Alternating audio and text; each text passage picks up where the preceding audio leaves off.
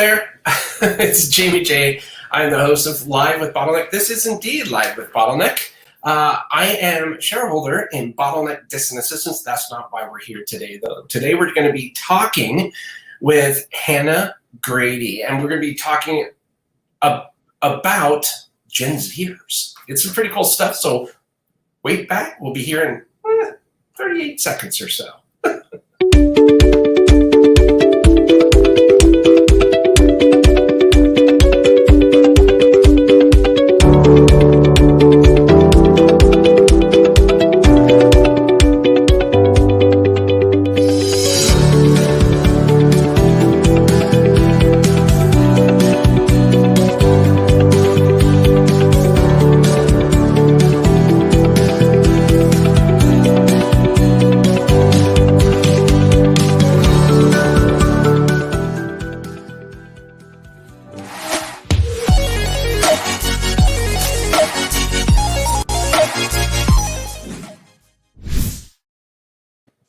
Well, hello there. It's Jamie J. I am the host of Live with Bottleneck. I am also a shareholder at Bottleneck Distant Assistance, but we're here to help you to stop the bottleneck in your business by talking to Hannah Grady Williams. Now, Hannah Grady's story began in a blue pickup truck when her father handed 12-year-old Hannah the phone and asked her to close a deal on an investment property.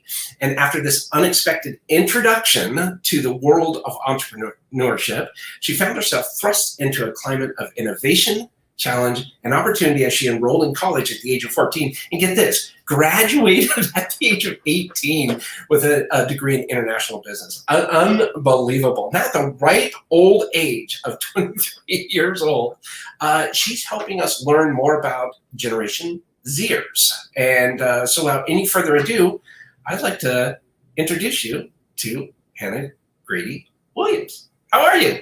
Hey, Jamie. I'm great. It's a very good day when you can have thunder outside, lights cut off, and then jump right into a live stream.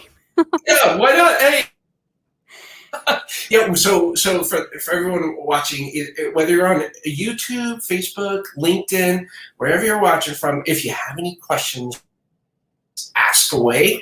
If you're watching this in the replay, go ahead and ask your questions in the comment section, and I'll do everything I can to get those questions off to Hannah so that she can answer them and or address them. And then Hannah will be offering up some of her contact information as well, so that we'll be able to guide you. And just before this, we were sitting in the waiting room, the green room, getting ready, and all of a sudden, it went. I was like, oh no, Hannah, are you okay? She goes, we just had lightning. Like, what just happened? And it's so odd here. I live in Asheville, Jamie, so I'm in North Carolina, and we're known for our mild climate. It's super temperate all the time. And then, of course, today it knew the live stream was happening. Claps of thunder, sudden rainstorm out of nowhere. It looks kind of like it's tornado weather outside. So I feel like I'm in Kansas or, not North Carolina. Beautiful. I have some friends that had a ski resort not far away from there called Wolf Ridge, I think it was. Yes. Wolf Ridge Ski Resort. But we went down into Asheville and we went to the little all the neat little stores. What a beautiful, beautiful area. It is. It's kind of a little gym. I've heard people call us the Paris of the South, so I don't know how well we live up to that name, but it is beautiful. I actually grew up here, and I'm really fortunate. I moved away for a while and then could not help myself coming back. And here I say, a while. I'm 23, so I only moved away for a couple of years, but I'm really glad to be back home. Well, so I want to talk to you really quick. I got a friend of mine here, Doug Court. I haven't seen in a long time. He said, hello, partner. Oh, hi, Doug. He's watching us here live. If anybody has any questions, please feel free. Doug, we got to connect again. But let me jump into this. So I obviously, the story. Your dad just said, here you go, close this deal. I do want to talk about Gen Zers, but I got to hear this story from you. This is amazing. This was a very interesting moment in my life, Jamie.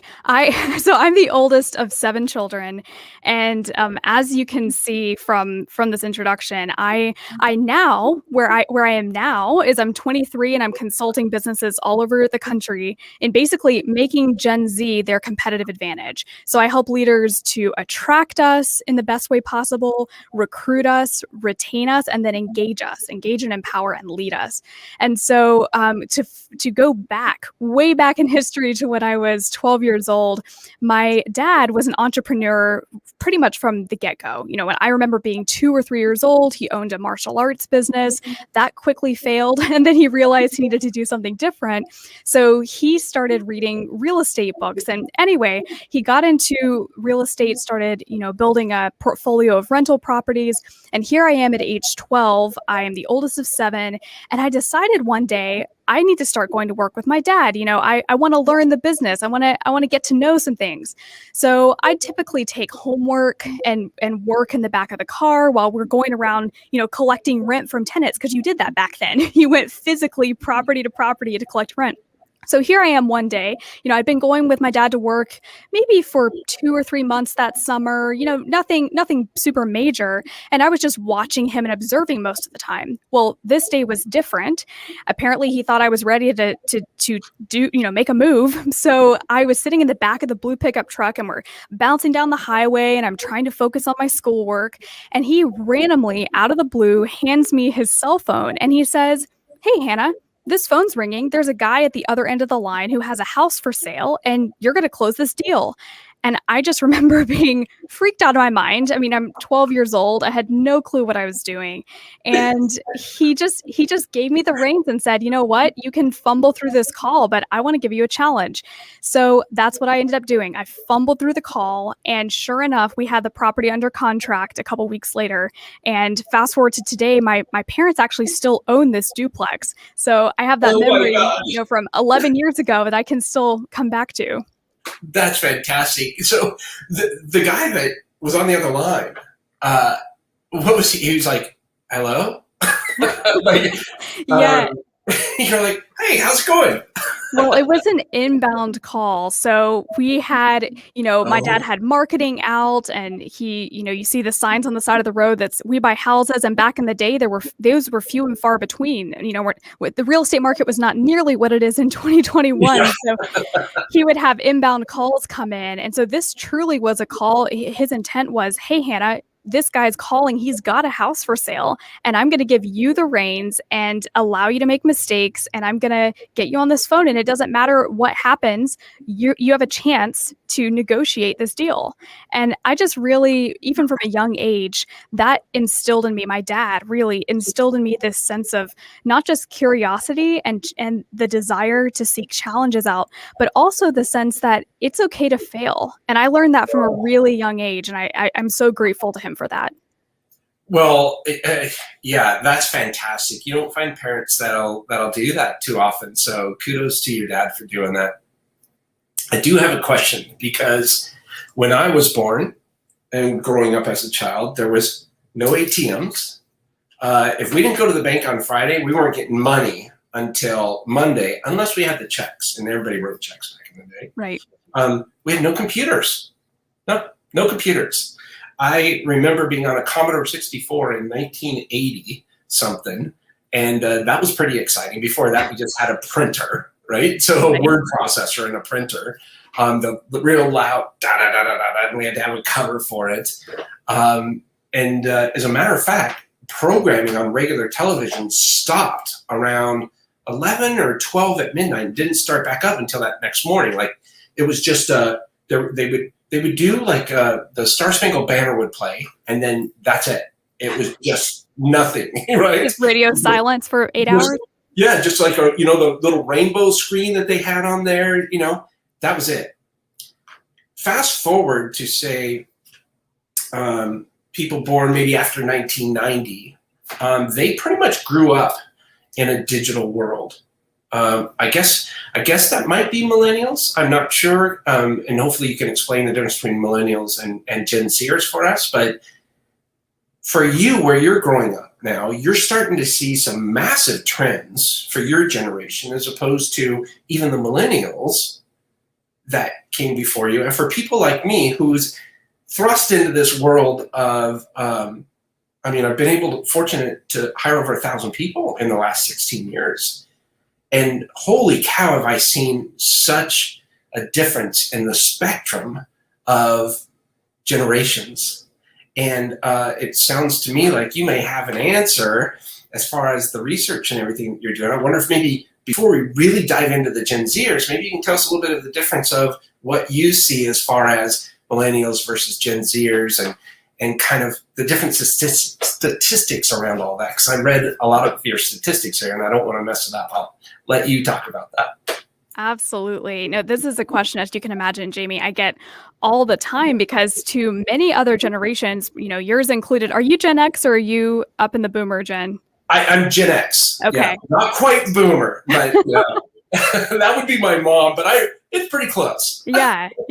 Well, sometimes people overlap or, they're at the top end of Gen X or low, people identify with different things. So I was 1970. That's when I was born. Okay. So yeah, you're true Gen X, just like my parents.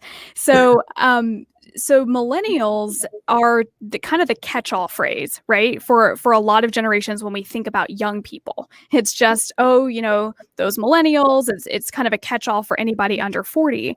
And so let me tell you a little story of how I found my own identity as a Gen Zer and why I even came into this, because this was crucial to me in realizing, actually experiencing how Gen Zer I actually was. So when I was 18, I graduated college and I started consulting pretty immediately. I joined a wonderful brand here in Asheville called the Biltmore Center for Professional Development. And we would travel all over. I would travel with a team and we would train financial services businesses and healthcare companies, pretty much all over the board, every industry, in employee engagement practices, right? So here I am, I'm 18.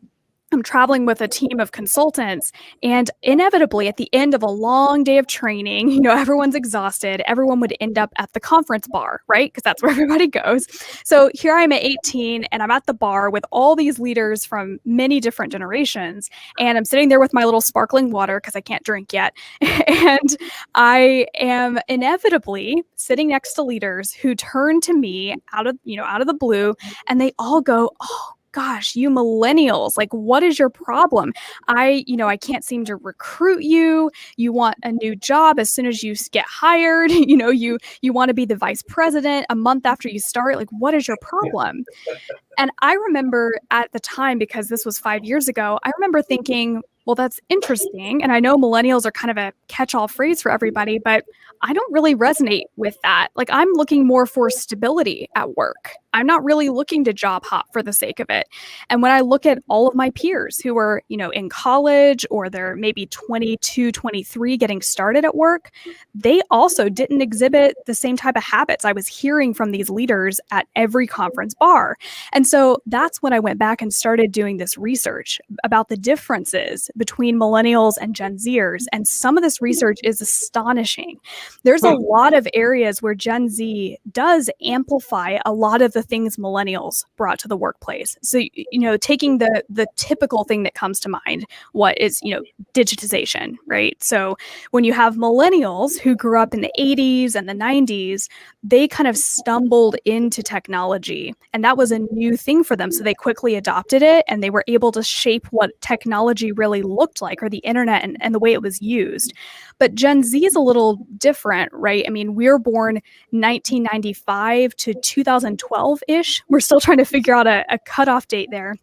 But Gen Zers were not just able to shape technology. We were just born into the world that millennials and Gen Xers created. Yeah, you had iPads and all that stuff. Yeah, we in fact, I don't remember a time without a computer. I don't remember a time without the internet. Another characteristic of Gen Zers, if you're trying to decipher, is someone a Gen Zer or not, is just ask them, was 9/11 a defining moment of your childhood? And if they say no, they're probably a Gen Zer. I was very, very young. I was 3 when 9/11 happened. So I don't remember anything. I don't remember my parents talking about it. I don't remember, a lot of my millennial friends will say they recall where they were standing. They remember their parents being super scared about it. So that really defined them as children versus Gen Zers. We came in the wave after that. So Right. when you think about what defines a Gen Zer, that looks very different, and that translates to the workplace. Okay, so this is an interesting, really interesting topic. As a matter of fact, one of my friends, Christopher Lockhead, is really diving into this around category design. And there's a new category kind of being created right now in Gen Zers, the digital category, and how everyone, as you said, born 95 to whenever this cutoff is, 2011, 12, 13, whatever that is, it's a different dynamic. What really surprised me was, now I've heard about the millennial thing, I've seen it happen firsthand, but I don't group anybody into this millennial thing. I judge a person based on the person's personality, Right. and what the actions they take. That being said, on the millennials, I was really surprised to see the difference in statistics as far as how long they're keeping their jobs, because I'm pretty heavily involved in the job market, right? And you see a lot of people are going 2 or 3 or 4 years, and then they're off to greener pastures, or maybe they're off to school to get I don't know what it is, but for some reason that seems what it is. And then you have statistics about Gen Zers that kind of slaps that whole mentality in the face. And I wonder if maybe you can dive into that, because I think a lot of people need to understand the differences here, and perhaps how we approach the scenario. Absolutely. So there are 5 key differences that I've really boiled this down to between millennials and Gen Zers. And we could talk all day about, each of these in suit, but I'll kind of list them out, and then we can dive a little bit deeper, because this is really where, when I consult and coach business owners in particular, and VPs of HR, what they're always asking me is, what types of policies or coaching or training do I need to make sure that my mid-level management staff goes through right now, so that we're not losing Gen Zers either the same way we lost millennials, or so we're not trying to fit millennial policies onto Gen Zers, right? You don't want to build a business strategy that's completely irrelevant for Gen Z and waste millions and millions of dollars, which is what I'm seeing right now with recruiters, especially. Recruiters are wasting millions of dollars using tactics that really resonated with millennials, perhaps, but Gen Z is looking right over.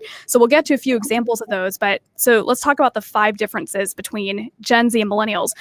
And the first is the difference of pragmaticism versus idealism. So what I mean by that is Gen Z grew up, and you can probably tell from my story of my dad handing me this phone when I was 12, that Gen Zers were raised and parented in a very pragmatic, realistic sort of way. So our Gen X parents, and Jamie, you may resonate with this. I don't know if you have kids or not, but a lot of Gen X parents. Actually older than you. Oh, okay, that works.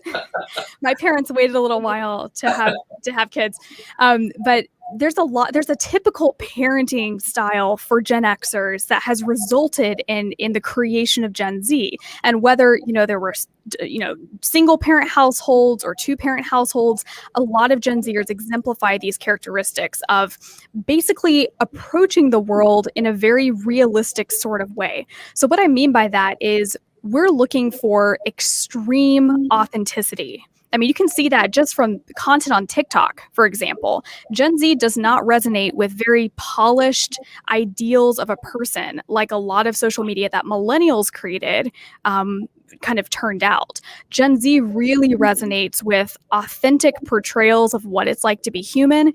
And that comes from how we were raised. Our parents basically told us, life's going to be hard. You've got a lot of opportunity at your fingertips, but you're going to have to work your tail off to get where you want to be. And I mean, I see that with a lot of my Gen Z friends who graduated college last year, right when everything shut down. I had friends with bachelor's degrees who were getting turned down for $7 an hour grocery stocking positions. That's how competitive last year was for a lot of, recent graduates. And so we were raised with the expectation that life is hard, and now we're really seeing it, versus millennials who were raised by boomer parents in a very idealistic sense. So the Disney mantra always comes to mind of a dream is a wish your heart makes. Millennials, I think boomer parents had the best intentions in mind when they raised their kids this way, but it was basically millennials were given the world at their fingertips. Their parents wanted to send as many of them to college as possible. They wanted it to be easy for their kids. And you see a lot of things coming out of that from the millennial generation, right? You see the job hopping because they're looking for their bliss, they're looking for the best fit, and they have a high standard for what they expect in a business. So this is because they've been sort of programmed, and I don't want to put words in your mouth, but they've been almost programmed in a way from the boomer parents that kind of said, is enabling, is that too harsh of a word? No, I think that's accurate. So, because I tend to see that sometimes, again, I don't want to group things together. I want to judge someone on their own merit. However, that's when you hear about this stuff, like that one person you talked about says, what's up with you millennials? Well, hey, I'm not a millennial, but let me tell you, it seems like a bit of enablement. Like how I do.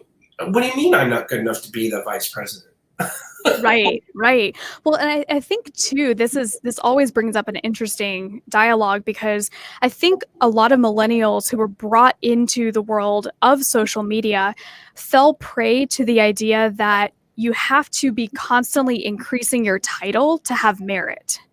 And Gen Zers are coming into the world, and that brings me to my second point about the difference in technology and how millennials approach it versus Gen Zers. Is Gen Z, because we have grown up in a world of technology, we sort of take it for granted. It's more of an extension of our hands. It's not something to be, to fantasize over, or to, it doesn't hold any novelty for us. So when it comes to social media, for example, we're not looking for, a tick up on our resume or a tick up on our title. We're looking more to expand a skill set and to learn as much as we can. So this is not just to pat all Gen Zers on the back and say you're going to get the hardest working generation you ever seen with Gen Zers. Obviously, it comes down to each individual. But I think what leaders will begin to see as we notice the differences between the two generations is that Gen Z, based on not only how we were raised, but the climate we've grown up in, has basically turned into this generation that almost views life as a challenge instead of as if we've already got it at our fingertips. So it'll be interesting to see, Jamie, how this plays out as more and more Gen Zers come into work, because we are a generation who's saying that the ease of work, or how easy our job is really high up on the list of how we view culture. And so when we talk about the ease of work as a Gen Zer, what we really mean is, if there's antiquated systems and processes that are slowing us down, we want to be the first to get rid of that.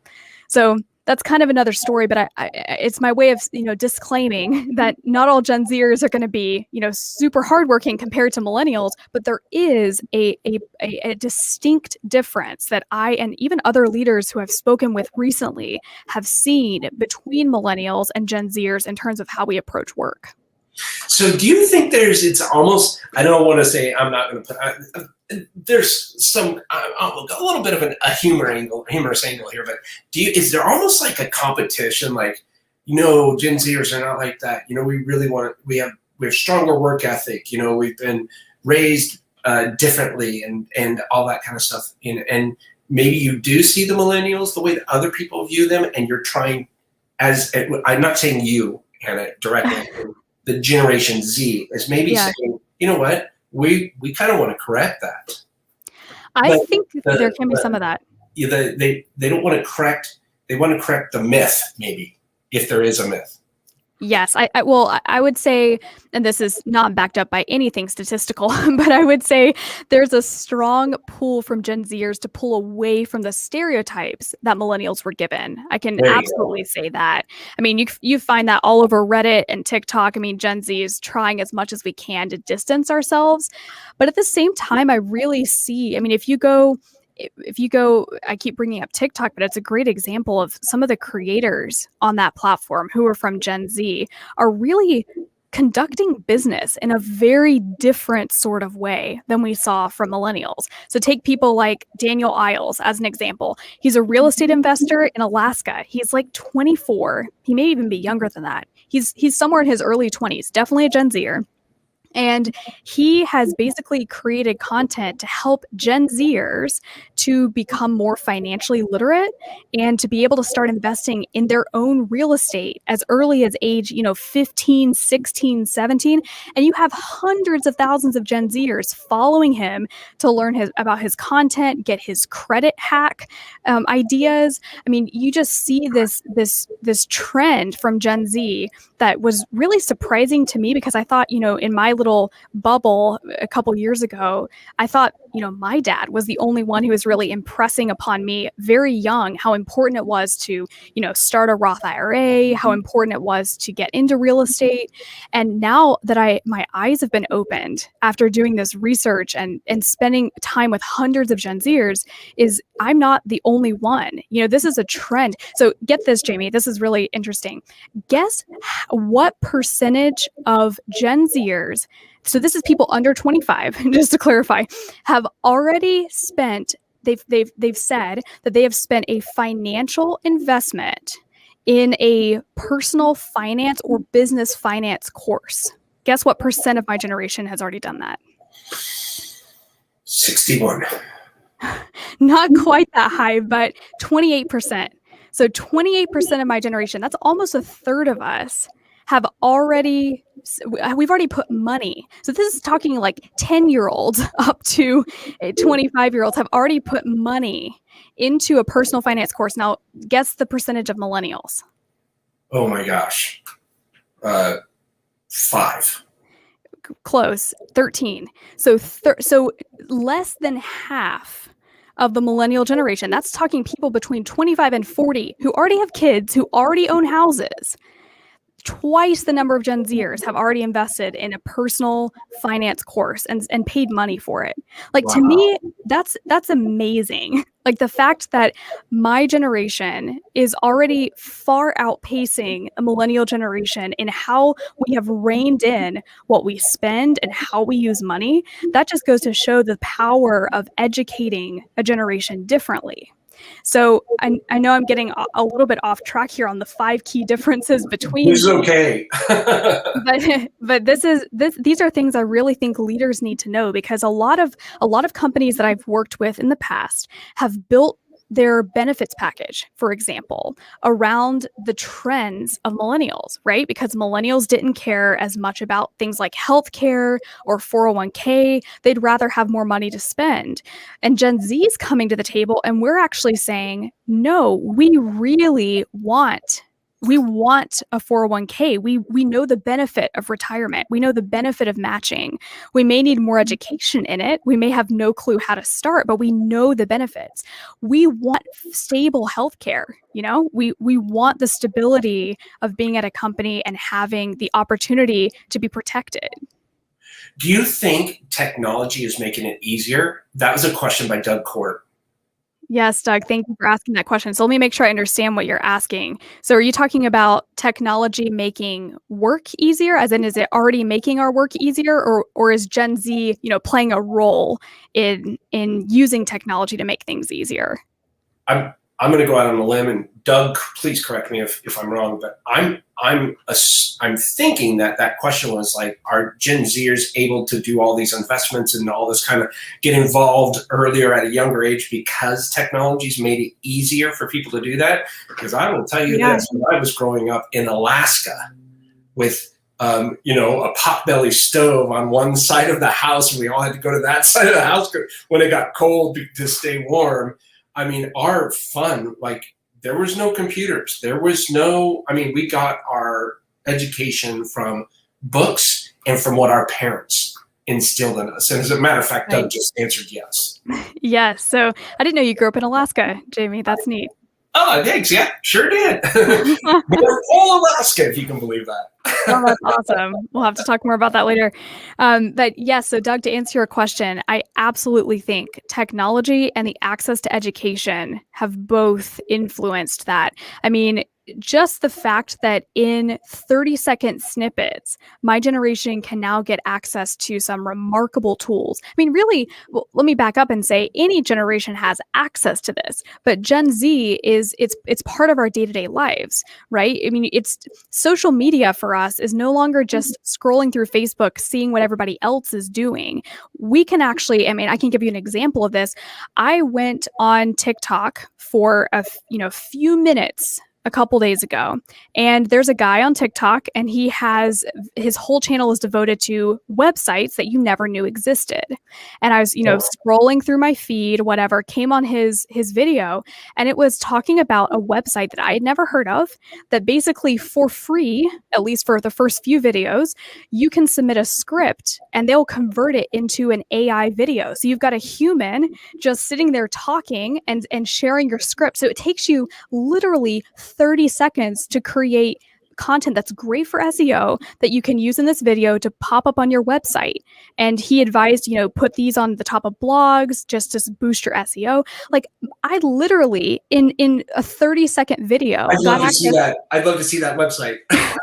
I'll send it to you. I'm forgetting the exact URL, but I have it saved because it's right there. But it's literally things like that my generation has access to are changing the game for how we view the world and what we're able to do from a young age. I mean, world records keep getting younger and younger and younger. I mean, look at the recent diver from China who blew it out of the water with the highest scores ever seen at Olympic Games. She was 14 last week. Look at Billie Eilish 2 years ago, who is 18 when she won, the most Grammys you've ever seen. Who's the girl BMXer? She was 14 years old and she won gold.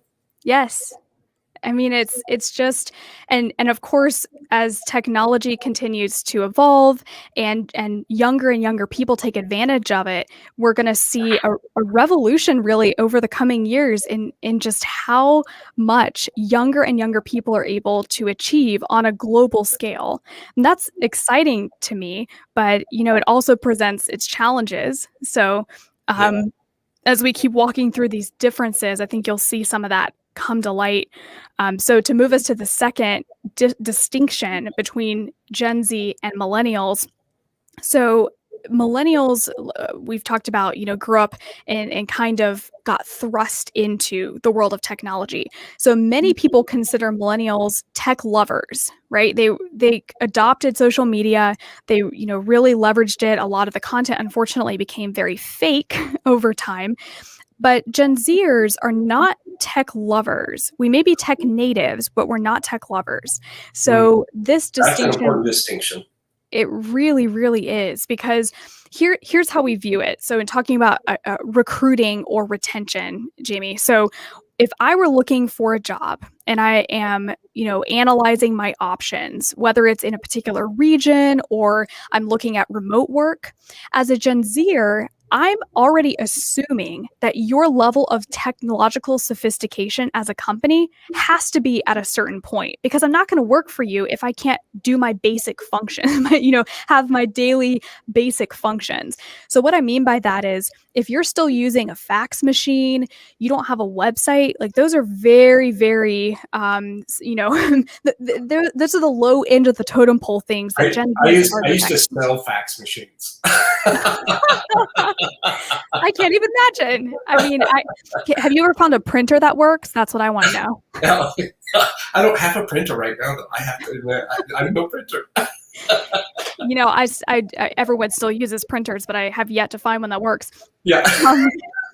But when Gen Z is looking at companies and just evaluating it just from a tech standpoint, we are going to be extremely scrutinizing of the technology because it's simply, again, it's an extension of our hand. If I don't have my cell phone, I don't know what to do. If I don't have access to the internet, I'm lost. Versus the millennial generation who, because they stumbled into technology, they still remember a time where it didn't exist. So there's a lot more, patience with things like the internet loading slowly or things like that.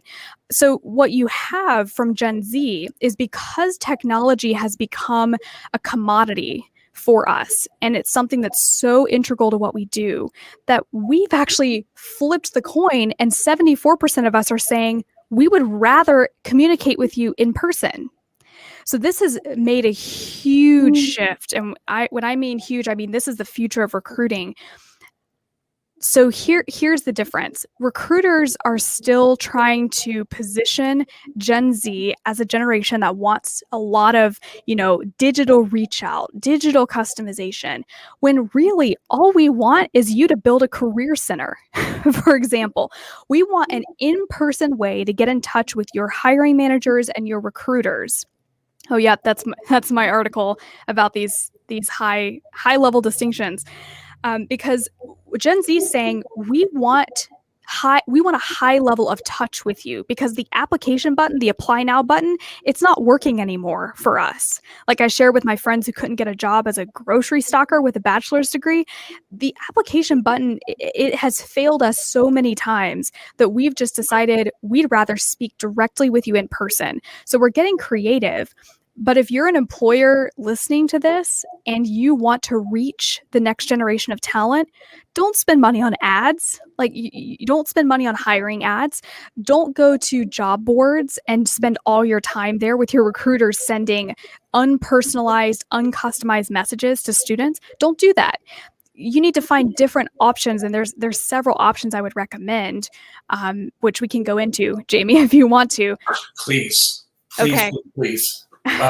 Absolutely. This is probably one of the biggest challenges I think we're experiencing right now, is in how to identify key future candidates for our clients, because we go out for our clients on their behalf and find talent for them. Yes. So if a company on average is spending, well, let's take some examples, Jamie. So what is the typical size business of a company that's, using y'all to recruit talent? Probably a small business, someone that's been in business for a while. It could be an entrepreneur or solopreneur, but they've been in business for a while. Their systems and processes are most likely in place 3 to 7 years, that or a small. Very rarely do we go big, medium, or big size businesses. Sure. Okay. So there are different strategies that I would recommend for a small business versus a medium to large business. Most of the time with medium to large businesses, they are already spending money on ads, say on Indeed or social media. So let's talk about the small business side. So something that Gen Zers are very accustomed to is personalization, right? I mean, we've grown up with a world of Amazon. We've grown up in the world of, Nike, where we can go and literally customize the color of our sneakers we want to buy. We're not used to things that are standard. And there's a reason thrifting is a major trend for Gen Zers, because we don't want to be in the herd, in the crowd. We want to stand out. We want to be our own unique identity. So when this comes to recruiting, something we're looking for in a great manager or great boss is a personal identity. So what I mean by that is Gen Zers, when we are looking for a job, we're not going to ads. We're not really looking online. We're actually looking to our friends and our family members for advice and referrals. 66% of us in a recent survey were saying that's the first place we go, is our parents and our friends, and ask them for advice. So if you're a small business, I would be doing a couple things. Number one, I would be heavily investing with your existing staff in referral incentives. because Gen Zers are not, again, they're not going to social media and scrolling through ads. We skip right past them. We're actually looking for high personalized, high touch engagement. So if we see a friend, another Gen Zer, for example, who is on social media and they're organically posting about a day in the life of their job, for example, that's really attractive to us. We're going to be interested in that brand. Secondly, if you're a small, entrepreneur, small business, I would be heavily investing in your online personal brand because Gen Z is looking at it. We're a generation again who's grown up in a world with TikTok stars. We're used to looking at someone's identity and getting to know a lot about them, their personal interests and whatnot. And there was actually a great YouTube series that was done last year by, oh gosh, I'm not remembering the name of the YouTube channel, but it's one that's typically followed by Gen Zers and millennials. But they did a study where they took a 21-year-old guy who had just graduated college and he had his dream job in mind. And it was with a company that was founded by a guy they called Nadeshot in the gamer world. And Nadeshot is well renowned as being one of the best gamers in the gaming world, at the forefront of innovation. And he founded a gaming company. And at the time, they were still under 50 employees. So this is not a big business. And the 21-year-old said, if I could work literally anywhere, it wasn't Google, it wasn't Apple, it was this company that Nadeshot ran, because he didn't look at the company so much as he looked at the founder, the individual person who would be his director. He wanted to work under that person specifically. So what I mean by this is, if you are a leader and you're looking to recruit, it doesn't matter if you're the business founder or if you are several ranks down, you are actually a powerful recruiting and hiring manager in and of yourself. Don't just rely on the HR team or the HR team you outsource. It's your brand that Gen Z is attracted to. And if you don't invest in it, Gen Z is going to take one look at your profile and go, that's not someone I want to work for. I hear that. Well, you know what? Thank you for that incredible insight. And I actually want to talk to you more, but we're coming up on the end of time here and we need to wrap a little bit. And I do apologize for that. But I'm wondering, before we go, because we didn't get through all of that stuff, so I'm going to post some links down here so that people see them and can actually go on and learn more. I hope you can send along the link to that website. I really, really, really want to see the link to that website. I will send it. But I would even like to have you come back and maybe even talk to my team. I think that would be a lot of fun on the side there. So before we wrap, though, is there anything else that you would like to say, or how do people reach out to you if they want to learn more? Yes. So, Jamie, as you can imagine, one of the most frequent questions I get from leaders is, where in the world do I start? Right? I mean, if you're a leader and you have been modifying your business strategy, your talent strategy for the millennial generation already, you're probably hearing this and thinking, I don't know where I start. I don't know what I'm doing well already, what I'm not doing well. So I actually developed a resource for everyone listening to this. You can just go to my website. It's hannahgwilliams.com/bottleneck.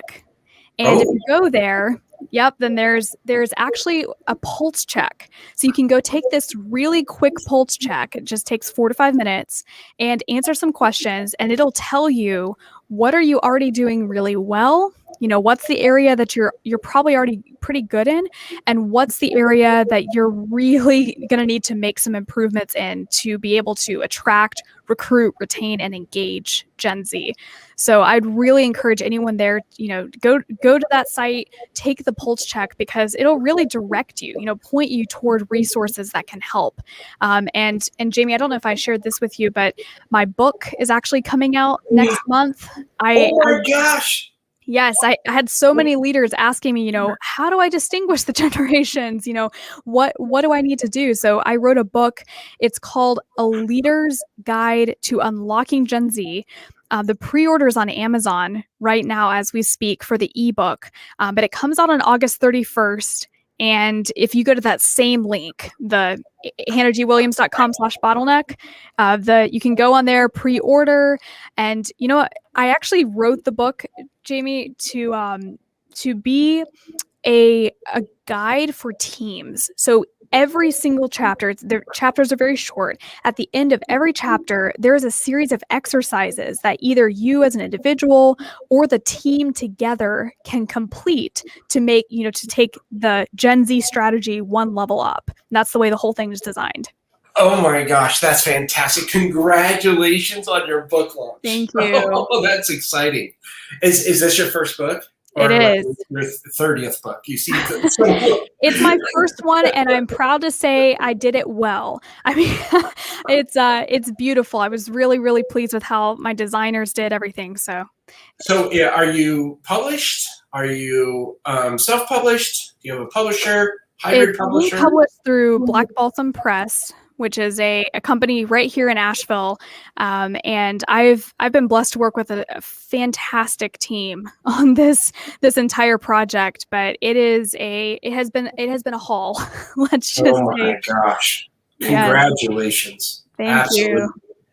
Doug, thank you for joining. Yeah, thank you very much. Great information. Make it a great day. You too, Doug. He's amazing. He's an awesome guy. He's a good friend of mine. And if there's a country music band playing and just playing anywhere, he'll just walk up to him and say, "Hey, can I do George Strait's Fireman?" And he walks up there and he starts singing away. And he's a great guy. That takes courage. Yeah, it does. I haven't seen him in years. That being said, congratulations on your book. A Leader's Guide to Unlocking Gen Z. I think that's fantastic. You can go to hannahgwilliams.com/bottleneck. Is that correct? That's correct. Yep. Oh my gosh. What else before we wrap? Anything else? I mean, we could dive into these topics for hours, but I just want to say to any leader who's listening to this live or in the aftermath, I want to say on behalf of Gen Z, thank you for everything you do for us and for helping guide and mentor us. That's a whole other conversation we could have of just the power of great mentors in the life of a Gen Zer. You don't know the difference that you're making in someone's life. Gen Z has a lot of great qualities. We also have a lot of stumbling blocks and shenanigans that you're going to have to put up with. And so as I would say, fairly mature Gen Zer, I'm still figuring things, everyone's still figuring out things in life, but I being, the chief of those, I still make so many mistakes on a daily basis, and even so much more to my, younger Gen Z peers, my siblings. My youngest sister is 6, and the middle ones are true Gen Zers. I call them my, Gen Zer TikToking siblings, but they are coming in the next wave. And so I just want to say thank you to all the leaders who are taking the time to really think about this now. And if I can ever serve you, or if there's any way that, your business needs help just attracting students or need coaching or guidance, that's what I'm here for. So don't hesitate to reach out to me. Wow. Thank you so much, Hannah. You're mature well beyond your years. You're very well spoken. And thank you for breaking this down and making things that are difficult for us to interpret very easy to interpret. I really appreciate that. You being a voice for Generation Z. It's something I hope a lot more people can start paying attention to, so that it's a big deal hiring right, finding the right fit, and not lumping everybody into what we believed to be as a group. I really appreciate it. What a dynamic conversation. Thank you. Of course. It's my favorite thing to do. So thanks for having me on. Well, can you hold on one second and I'll wrap up real quick? Oh, sure thing. Perfect. Thank you. So I've been talking, okay, so this is an amazing topic for me. I may be selfish. I really appreciated this conversation. As I was talking with Hannah Grady Williams, she's the founder of Overture Consulting. Are you ready for the future of work? Ask a Gen Zer. I really, really, really, really think this is an important topic for you to understand as a founder, as a business owner, as a business manager, as an operator, as a human resource person. Dive into this, and please go visit her website. you can go to this website right here, hannahgwilliams.com/bottleneck, and that way she knows that you came from us. But also, when you get there, there's the little pulse that you can take, and then you can also find out about her latest book, Leader's Guide to Unlocking Gen Z. Highly encourage you to do that right away, especially in this market that we're in right now. Securing not only the best person for a position, but making sure that they're the right fit and they understand what it is that your vision, your mission, your core values, your provocative points of view, and that you are leveraging the tools necessary for someone in this generational Z age bracket to really latch on to. So just be cognizant of that. Reach out to Hannah, hannahgwilliams.com/bottleneck, and you can learn more. I want to do a couple things here. I don't know how I'm going to do this. I think it's pretty dang amazing that Hannah's launching her book on August 31st. Boy, I've got some competition. Quit repeating yourself. My cover's coming out tomorrow, so I'll be updating this the next time we're there. It's coming out, guess what? August 31st. It's Quit Repeating Yourself, all about systems and processes, culture, leadership, recruiting, and hiring. And boy, oh boy, I wish I would have met Hannah before I finished writing this book, because I would have loved to interview her and put what she thought in the book. So let me do a couple of house cleaning things really fast. Previously, I talked to Erin Joel, and we talked about 5 key considerations to make more out of your team experience. She's an executive mindset and growth coach of Erin Joel Consulting. We just chatted, and if you want to go check that out, go over to Bottleneck TV, and I'll show you how to get there. Coming soon to your earbuds, is your business franchisable? We're going to be talking to Rick Morgan. He's a consultant at the Franchise Consultant Company, and we're going to be talking Thursday, August 12th at 2 p.m. Central. So that's going to be an interesting conversation. And finally, learn how you can break through the bottleneck in your business by visiting bottleneck.online/BTV today. That's Bottleneck Television, where you can see great conversations like I had with Hannah and hundreds of other topics and videos. And yeah, that's about it here for Live with Bottleneck. Want to say thank you again to our amazing guest, Hannah Grady Williams, founder of Oakshire Consulting. Are you ready for the future of work? Ask a Gen Zer. Ask them today. Get ready, brace on. And I want to say last thing before we leave is don't forget to create your own ripple. Thanks so much for tuning in today. We'll talk to you again soon.